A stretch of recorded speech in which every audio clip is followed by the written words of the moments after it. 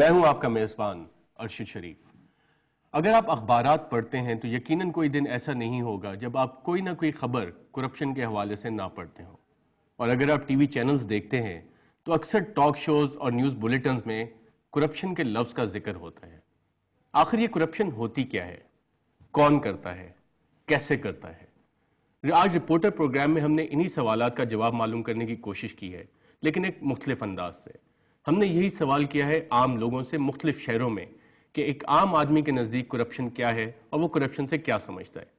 اس سے پہلے کہ ہم آپ کو عام لوگوں کے تاثرات بتائیں، ہمارے ساتھ اسلام آباد اسٹوڈیو میں دو ہمارے رپورٹرز عبدالشکور خان اور فیصل رضا خان موجود ہیں، اور ہم پہلے ان سے رپورٹرز پرسپیکٹیو لیتے ہیں کہ کرپشن ہوتی کیا ہے۔ شکور، آپ سپریم کورٹ بھی کور کرتے ہیں، یونائٹڈ نیشنز بھی آپ نے کور کیا، اس سے پہلے بھی آپ کا باہر کے انٹرنیشنل میڈیا کے لیے بھی کافی کوریج آپ نے کی جس میں کرپشن کا لفظ آپ نے اپنی سٹوریز میں ذکر کیا ہوگا۔ یہ کرپشن ہوتی کیا ہے؟ ارشد صاحب، میں یہ سمجھتا ہوں کہ جو مجھے لگا اس کی اگر میں بہت فلاسفیکل اور ان ڈیپتھ نہ جاؤں، ہر وہ چیز جو آپ کا حق نہیں ہے اور آپ اس کو حاصل کرنے کی کوشش کریں ناجائز طریقے کے ساتھ، وہ کرپشن ہے۔ اب دیکھیے کہ لیمیٹیشنز کراس کر جاتے ہیں لوگ، کسی چیز کا اخلاقیات کا، قانون کا، کسی چیز کا خیال نہیں رکھا جاتا، پاس نہیں رکھا جاتا۔ آپ نے جیسے بات کی ابھی، مختلف ادارے جو بنائے جاتے ہیں وہ اہم ہوتے ہیں اس لیے کہ آپ ان کو وہ پنپتے ہیں، پھلتے ہیں، پھولتے ہیں، اور آپ کی ایک پورا سسٹم وہاں سے وجود میں آتا ہے۔ لیکن بدقسمتی سے جتنا بڑا ہمارے ہاں ادارہ ہوگا اس کے اندر اتنا ہی منظم کرپشن کا ایک سسٹم ہوتا ہے، اور جس میں مختلف لوگ مختلف ویسٹڈ انٹرسٹ کے تحت آتے ہیں، مختلف حصے ان کو ملتے ہیں، اور وہ اپنی اپنی وہ قیمت جو میں کہوں گا اس کے حساب سے لوگ کرپشن میں انوالو ہوتے ہیں، اور ذہن میں یقیناً ان کے مطمع نظر تو یہی ہوگا کہ شاید وہ کوئی میٹیریلسٹکلی دنیا میں کوئی اپروچ اچھی وہ حاصل کر لیں۔ آپ کا کہنا ہے جو آپ کا حق نہ ہو اس سے بڑھ کے کوئی چیز لینا وہ کرپشن ہے۔ فیصل، آپ کے نزدیک کرپشن کیا ہے؟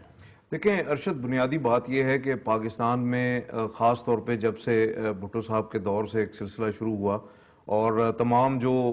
نجی ادارے تھے ان کو قومیائے گئے، یا آپ کہہ لیں کہ حکومت نے اپنی تحویل میں لیا، اور اس کے بعد سے جو ہے نا یہ سلسلہ کچھ زیادہ بڑھنا شروع ہو گیا۔ جب ادارے جو ہیں وہ آپ دیکھ لیں کہ گراس روٹ لیول تک، ٹاپ سے باٹم تک جتنے ادارے موجود ہیں وہاں پہ کسی نہ کسی صورت میں کرپشن موجود ہے، اور وہی ادارے جو ہیں جب ان کا واسطہ دیگر پرائیویٹ سیکٹر جو نجی شعبہ ہے اس کے ساتھ پڑتا ہے تو وہاں بھی یہ عناصر جو ہیں وہ خود بخود پنپنا شروع کر دیتے ہیں۔ اور سب سے اس میں اہم بات یہی ہے کہ جو